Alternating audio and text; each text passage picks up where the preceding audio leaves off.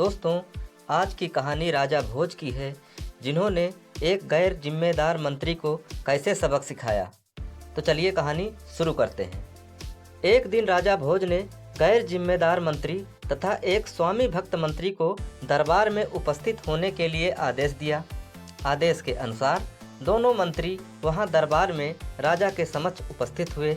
राजा ने दोनों को एक थैला देकर बाग में जाकर फल लाने को कहा।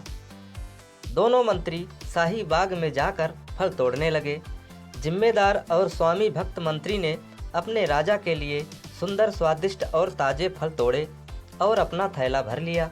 वहीं कामचोर और लापरवाह गैर जिम्मेदार मंत्री ने विचार किया, राजा कौन सा थैला देखेगा और फल चुनेगा, जो समझ में आए वही झटपट भर लेता हूँ। ऐसा सोच विचार कर उसने कच्चे पक्के, सड़े गले सभी प्रकार के फल से झटपट अपना थैला भर लिया। दोनों मंत्री अपने अपने फल के थैले को लेकर दरबार में उपस्थित हुए।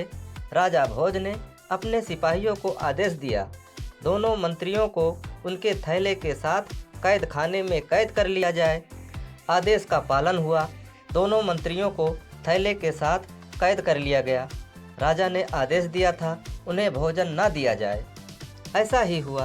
दोनों अलग अलग कोठरी में कैद थे। भूख लगती तो थैले से फल निकाल कर खा लेते और अपनी भूख शांत करते।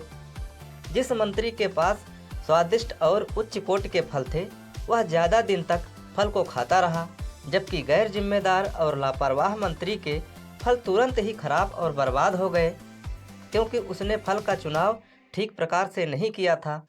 हालात यह हुई कि वह मंत्री बेहोश हो गया। उसके तत्काल उपचार के उपरांत दरबार में उपस्थित किया गया। राजा भोज ने मंत्री को समझाया, यह जीवन एक सुंदर बाग के रूप में है। यहाँ सुंदर और स्वादिष्ट फल के अनुरूप अपने जीवन को चुनना चाहिए, उत्तम व्यवहार करने चाहिए और अपने इस छोटे से जीवन रूपी झोले को भरते रहना चाहिए। बुरे कर्म बुरे समय में काम नहीं आते, अच्छे कर्म ही बुरे समय में काम आते हैं। इसलिए सभी को अच्छे कर्म करते रहना चाहिए। दोस्तों, आशा है ये कहानी आपको पसंद आई होगी। अगर कहानी पसंद है तो वीडियो को लाइक करिए और चैनल को सब्सक्राइब करिए। धन्यवाद।